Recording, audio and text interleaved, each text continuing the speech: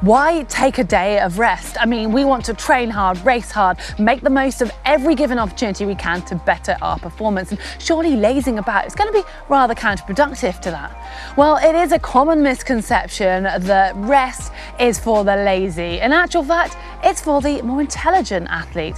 And today I'm going to explain why.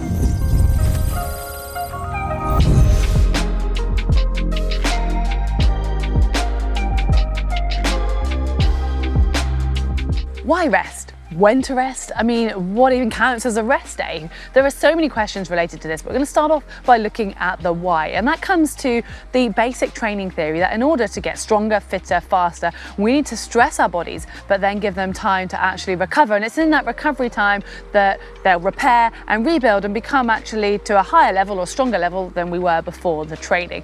So let's break it down and look at what's actually happening at different levels. Glycogen store. So your muscles store glycogen, which they need as fuel when it comes to exercise. And yes, you're obviously topping that up daily when you're taking on your calories, but having a rest day actually allows those glycogen stores to fully replenish so that you're back ready and firing for your training the next day. Muscle repair. Now, training puts our body under stress, in particular our muscles, and it's causing micro trauma and micro tears at those muscle fibers. And in order to get stronger, those muscle fibers need to be fully repaired. And having a day of rest will actually give your body a chance to optimize that recovery entirely so that you're ready to nail training the day after.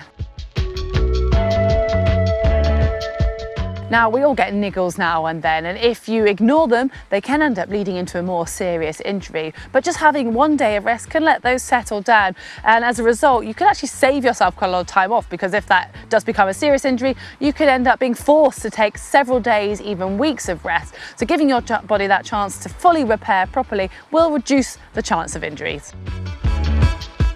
It's easy to start to focus on quantity over quality and just getting the sessions done, ticking them off so you've got a nice green calendar that says you've done every single session, but maybe you're not giving it 100% because you're mentally or physically getting a little bit tired. And there is a point where quality actually comes over quantity. And in endurance sport, we are quite guilty of going on the high mileage, but sometimes you need to take a day off and make sure that you're getting that top quality out of your sessions.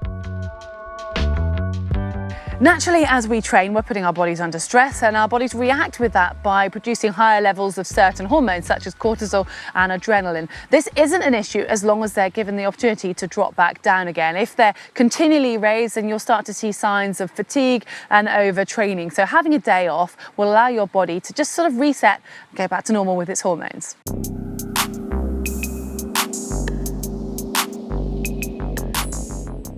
With so many positives there, why do so many of us actually neglect this important aspect of our training?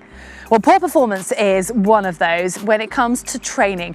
It's really a difficult one actually. If you're maybe not hitting the numbers you want to be at, you're not going as fast, or you're not lifting as much, any of those factors which we measure ourselves on daily can easily be interpreted as not being fit, not being strong enough, not working hard enough, when in actual fact, it could be the complete opposite and showing signs that your body needs to have a day of rest in order to come back stronger. And this one takes a certain amount of listening to your body and knowing when you need to push hard and when you need to rest. There are certain markers you can look out for, such as raised resting heart rate, your heart rate variability, even your sleep patterns and perceived effort. But we'll touch more on those in a moment. Feeling worse the day after. This is a really old one and it's not logical, but I know I'm not alone when you've had a day of rest and the next day everything just feels like harder work. You think, what was the point in that day off? But your body will have recovered. It just sometimes takes a little bit of time to actually get going again. So if you're planning your own training, maybe try putting in a lighter session first, or even a couple of sessions building up until you have a tough one, so that your body has a chance just to get going again. Calorie control. Now, I know some athletes, myself included, love the fact that we can eat lots because we exercise lots. Although sadly, I do know a few people who are afraid of taking a day off because they think they're going to put on weight. Now, that is entirely false. Your body isn't going to put on weight with one day of having food and not exercising. In actual fact, you just need to listen to your body on this day. You might find that your appetite is suppressed slightly and you're not doing as much, so you don't need as much. However, sometimes you might actually be hungrier because you've got more time to recover and your body's doing all of that repair. So if you are a little bit hungry and you have an increased appetite, then eat a bit more on that day and you'll see the benefits the day after. Another difficulty as an age group athlete is balancing work life, relationships, social life, and having a complete day off. Realistically, it's probably not going to happen because the majority of your training is going to fall on the weekends when you've got time to fit it in, and therefore your rest day is going to have to be on the week when you've obviously got your job as well as all of your other commitments. So it's a matter of just trying to find one of your lighter days with work and commute that you can kind of count as your rest day.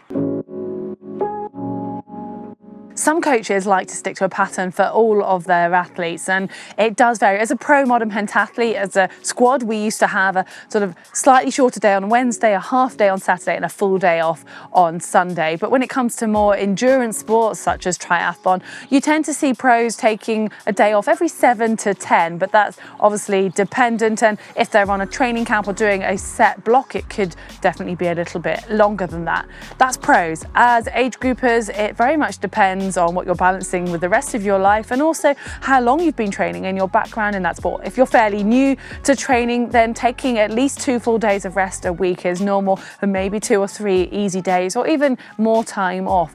It is entirely personal, so I can't just say this is how often you should take a day off. If you've got a coach, they'll be able to work with you on that one. But if you're self-coaching, it becomes a skill of listening to your body, and there are certain signs that can actually tell you you might need a day off. The difficulty being they're quite difficult to read. Now, when you're tired, it can actually be disguised or come up as hunger or having some sort of craving. And it's really easy to delve into the sweet jar and get that quick fix from the sugar. And that can actually mask the feeling of fatigue. It's a difficult one to tell because you might just have a sweet tooth. Only you will know the difference of that one. Persistent muscle soreness. After training, we all get a bit of soreness. It's actually quite a satisfying feeling, but if that lasts for days after a hard session, it's a sign that your body isn't fully recovering and is maybe calling out for some rest. More regular niggles are another sign. So just getting lots of little things kind of catching your body out, or maybe picking up some bigger injuries, are all a sign that your body is just not fully recovering. And the same goes with performance. We touched on it earlier, but if you're not performing well in training or in racing, it's amazing what a few days of rest could do to address that. Emotional changes. Maybe you're getting a bit irritable, you're snapping at people, or you're just not happy or in your same normal place. That's all signs that your body is struggling to recover. Yes, I know it's very similar to having lack of sleep or being sleep deprived, but that again relates to your recovery from your training. So if you're not having enough sleep, you need to address that one too, which leads me on to the next point. Is your sleep changing? Is your body craving for more? Are you sleeping through your alarm and just wanting more and more sleep? That's a sign, but it could actually be the opposite. This is where it's difficult to know because maybe you're not sleeping well, and that's also a sign of fatigue. So it's very much a matter of knowing what is normal for you and listening to signs of any changes.